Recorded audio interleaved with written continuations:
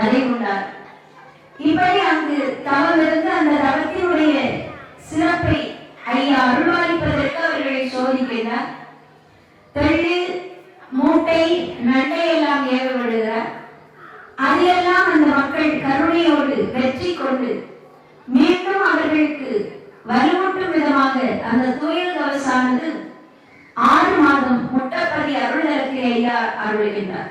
அதனுடைய இலக்கு சொல்லுகின்ற போது அந்த தவம் இருந்து அந்த மக்களுடைய துயல் கவசம் இருந்த வாழைப்பதியில இருந்து நேர் தெற்கு கடலுக்குள் இருக்கக்கூடிய துவரங்கனியுடைய நேர் வடக்கு இப்படிப்பட்ட ஒரு எல்லை என்று நாம் முட்டப்பதி என்று அழைக்கக்கூடிய அந்த திருத்தலம்.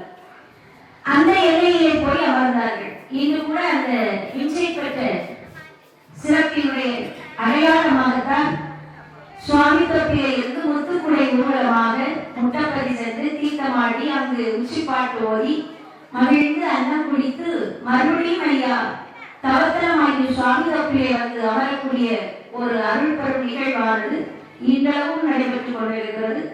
அந்த புனித நாள் இன்று இந்த வண்டியை சுவாமி தோப்பு தலத்திலே கொண்டாடப்பட்டது என்பது குறிப்பிடத்தக்கது. அந்த முட்டப்பதியிலே போய் மக்கள் தவம் இருக்கிறார்கள். இங்கு இருப்பது போல கடல் நீர் அல்ல உணவு. அவர்களுக்கு நல்ல தண்ணீரை அன்னம் சமைக்கிறார்கள். பச்சரிசி அன்னமானது அவர்களுக்கு காய்கறிகளோடு உம்பான் என்ற நிகழ்விலே ஐயா அந்த மக்களுக்கு உணவளிக்கின்றார். அந்த உணப்பாட்டு ஓதுவதும் உச்சிப்பாட்டு ஓதுவதும் குறையவில்லை. அப்படி அந்த தவசை தந்திரமாக அவர்கள் நிறைவேற்றுகிறார். நிறைவேற்றி அந்த மக்களுக்கு துவையல் தவசு பயிற்சியுடைய பூரணத்தை அருளி வீடுகளுக்கு கிளம்ப சொல்றார். அவர்கள் போகாமல் இருந்த காரணத்தினால அங்கு அவர்களுக்கு ஒரு நோய் எம்பெருமானால் கொடுக்கப்படுது, வைசூரி.